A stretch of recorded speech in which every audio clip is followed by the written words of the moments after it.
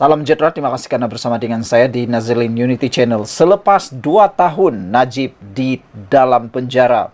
Selepas 2 tahun Najib menjadi banduan terhormat yang tinggal di dalam penjara. Akhirnya, ini pengakuan Najib yang betul-betul mengejutkan seluruh alam semesta. Bukan sekadar Malaysia, tapi satu alam semesta. Bayangkan tiba-tiba Najib membuat pengakuan luar biasa ini. Selepas 2 tahun. Kalaulah Najib tidak melakukannya ataupun kalaulah Najib tersedar ini pada peringkat awal, saya yakin Najib bukan jadi banduan dan pasti Barisan Nasional tidak akan tumbang pada pilihan raya 2018. Tapi apakah daya, pepatah Melayu kata, nasi sudah pun menjadi bubur. Hari ini seluruh penganalisis politik tergempar apabila Najib secara terbuka memohon maaf atas skandal 1MDB. Wow, ini betul-betul luar biasa. Bekas Perdana Menteri Najib Razak memohon maaf secara terbuka atas skandal 1MDB. Namun, dalam kenyataan yang dibacakan anaknya Nizar Najib, dia kekal menyatakan dia tidak bersalah dan akan meletakkan kesalahan kepada Jolo dan eksekutif Petro Saudi. Setiap hari saya berasa amat terluka mengetahui segala kecurangan dalam 1MDB berlaku semasa di bawah pengawasan saya sebagai Perdana Menteri dan Menteri Keuangan, katanya. Tiada lain yang dapat saya nyatakan selain memohon maaf secara terbuka kepada seluruh rakyat Malaysia menurut kenyataan Najib yang dibaca Nizar di perkarangan Mahkamah Tinggi Kuala Lumpur hari ini. Beberapa netizen memberikan komen, kata mereka, soal kesilapan itu semua orang boleh silap. Tapi masalahnya, kata mereka, kenapa ada uang yang telah diguna, kata mereka lagi. Nazir atau Nizar tidak mengambil sebarang soalan daripada wartawan dan terus meninggalkan kompleks mahkamah selepas membacakan kenyataan bapaknya. Najib kemudian menyebut artikel yang diterbitkan The Edge awal bulan ini yang menunjukkan bagaimana Jolo dan dua eksekutif Petro Saudi, Patrick Mohane dan Tarek Obaid, berpakat untuk menyelewengkan dana 1MDB. Dia juga dilihat mengakui wang berjumlah 681 juta Amerika Syarikat dolar yang disalurkan ke akaunnya bukan daripada kerabat Arab Saudi. Namun, dia mendakwa tidak tahu berkenan perkara itu. Rumusan daripada artikel The Edge menyatakan Petro Saudi dan Jolo bersubahat untuk memperdaya saya. Saya tak sedar Petro Saudi telah mengalihkan dana 1MDB dan saya langsung tidak mengetahui. Saya telah menerima wang daripada dana yang dihantar oleh 1MDB kepada Petro Saudi. Walaupun sukar untuk sesetengah pihak memahami, saya telah pun, kata Najib, saya telah dinasihati dan dengan jujur percaya pada masa itu dana yang saya terima adalah sumbangan politik dari Arab Saudi, katanya lagi. Bagaimanapun artikel The Edge yang disebut Najib tidak menyatakan dia tidak bersalah sepenuhnya seperti didakwa.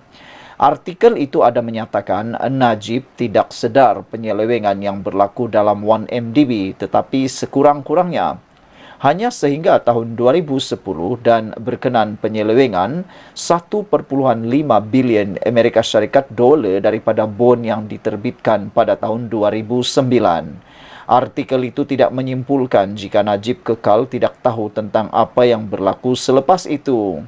Transaksi 681 juta Amerika Syarikat dolar ke akaun Najib berlaku pada tahun 2013 dan penyiasat memiliki bukti yang 620 juta Amerika Syarikat dolar yang dipulangkan Najib masuk ke akaun yang dikawal oleh Jolo.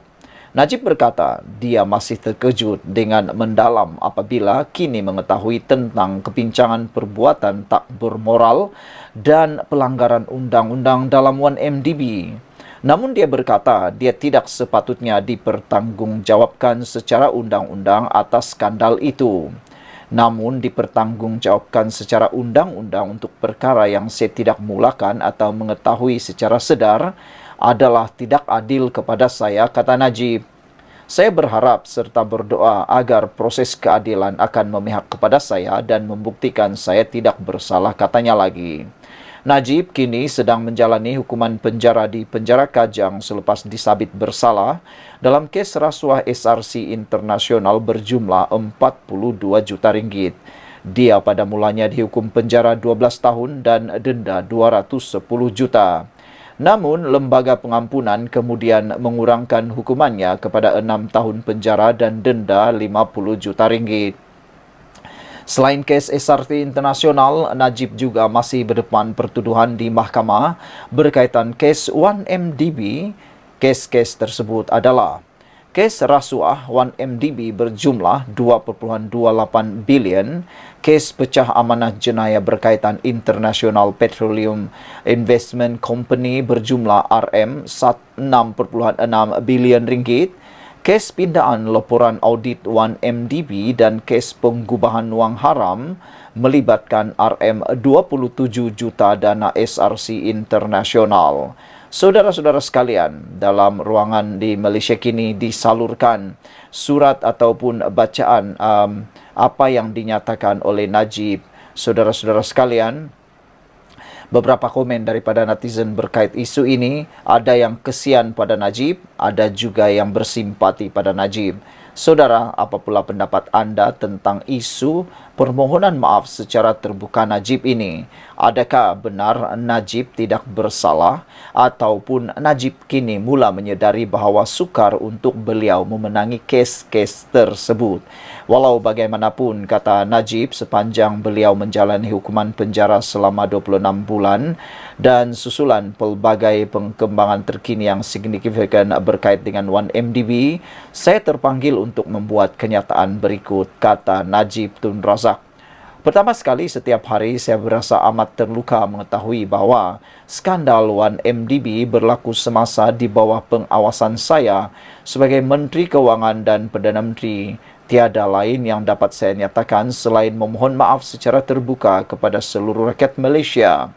Perbicaraan mahkamah baru-baru ini dan sabitan kes terhadap eksekutif Petro Saudi di Mahkamah Switzerland dan artikel terkini yang diterbitkan oleh The Edge yang berdasarkan kepada analisis mereka terhadap kes tersebut serta email dalaman Petro Saudi sekali lagi membuktikan bahawa saya bukanlah dalang dan tidak bersekongkol dengan Jolo untuk menyeleweng dana 1MDB, kata Najib.